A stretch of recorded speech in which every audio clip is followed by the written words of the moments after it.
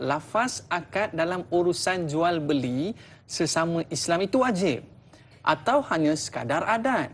Dan adakah ianya menjadi menjadi salah atau boleh dikatakan harus tatkala kita berurusan dengan orang bukan Islam dan melafazkan akad jual beli? Kalau orang Islam wajib Ustaz, ijab dan kabul. Tapi orang bukan Islam macam mana pula nak ijab kabul tu Ustaz? Itu dia. Silakan. Baik, bismillah wassalatu wassalamu ala Rasulillah. Satu persoalan yang baik. Tadi kita sebut muamalat. Ni dah cenderung kepada persoalan berkaitan dengan muamalat kan. Baik, jadi bila kita sebut tentang lafaz ijab dan qabul, adakah wajib? Dalam mazhab Syafi'i sepakat, dalam mazhab Syafi'i disebutkan dalam banyak kitab Majmu' Syarah Muhadzab dan sebagainya oleh Imam Nawawi menyatakan wajib untuk dilafazkan. Maksudnya saya beli, saya jual. Siapa yang lafaz dulu tak ada masalah. Katalah Da'i Aiman penjual, saya pembeli. Da'i Aiman dulu kata saya jual, saya jual aja, saya beli. Okay. Ataupun saya sebut saya beli saya jual. Saya jual. Itu tak ada masalah. Tapi jangan penjual kata saya beli. Pembeli kata saya jual. Itu tak boleh. Itu lafaz tu tidak sah. Itu lafaz daripada sudut kita melakukan jual beli. Jadi lafaz jual beli ni di sisi para ulama mereka bincang. Hari ni tak ada, susah nak jumpa orang lafaz jual beli ni. Da'i Aiman bila last pergi shopping, beli barang-barang dapur. Baru lagi Ustaz. Baru lagi. Itu kan. Jadi ada tak pergi dekat cashier tu saya beli satu-satu barang kita cakap. Barang, kan? Saya beli. Ataupun kita kata sebutnya contoh dah nak bayar tu sebut saya beli saya jual. Tak payah orang nak praktikal pada hari ini. Asalnya dalam mazhab Syafi'i wajib kita sebut tu. Maksudnya untuk bagi terang, bagi jelas kita melakukan jual beli kena sebutlah saya beli saya jual. Tapi kalau kita tak sebut maka di sisi para ulama menyebutkan ada 3 cara lagi. Pertama dengan mu'atah. Mu'atah ni apa dia? Jual beli yang tak diijab dan qabul. Dan jual beli tu kadang-kadang bukan dengan orang pun, dengan mesin. Bayar kat autopay. Uruf adat kita ni kita terima daripada sudut uruf, tapi daripada sudut syarak macam mana? Daripada sudut syarak ia diharuskan dengan syarat kata Imam Nawawi dalam mazhab Imam Syafi'i, walaupun tadi kena saya beli saya jual, tapi kalau barang tu kecil, setakat bayar autopay, setakat bayar tu tak ada masalah walaupun kita gunakan secara isyarat saja. Maksud bagi duit, kemudian bagi balance ataupun bagi lebihan baki, maka yang tu tidaklah menjadi masalah. Hukum jual beli tetap sah. Kalau air gedegang tu Ustaz, air gedegang masuk RM2 keluar air gedegang gitu. Yang tu pun insya-Allah sah jual beli sebab air tu pun tak adalah sampai 4,000.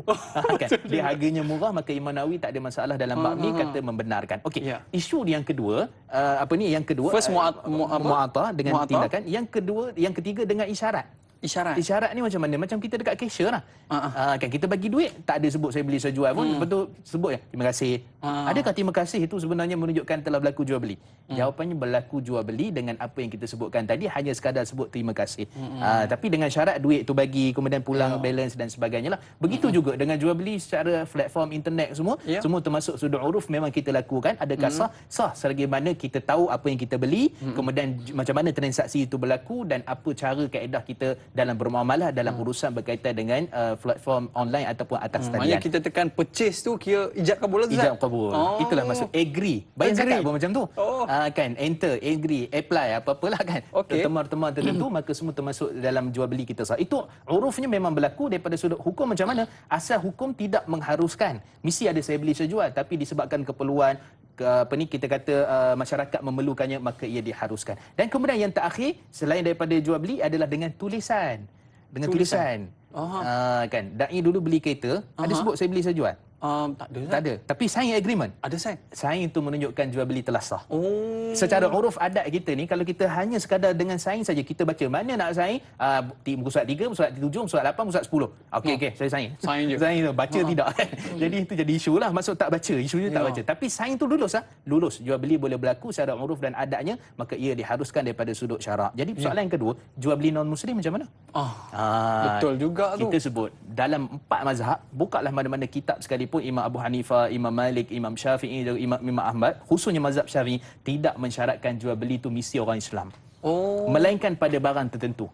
Contohnya beli mashaf. Mashaf wajib orang Islam lah. Contoh lagi peralatan ketenteraan, contohnya apa-apalah berkaitan dengan pistol ke apa semua, yang tu syaratnya mesti orang Islam secara umumnya. Siapa yang letak? Mazhab Imam Syafi'i rahimahullah. Dalam kitab disebut dalam Al-Mu'tamad fi Fiqh Syafi'i oleh Syekh Dr. Muhammad Zuhairi dan sebagainya. Cuma secara umum kita sebut jual beli sah. Dan adakah perlu ijab dan qabul? Ijab dan qabul yang paling terbaik, saya beli saya jual, sebab dia isu manusia dengan manusia. untuk mengesahkan jual beli itu, bukan isu kita dengan Allah dan sebagainya.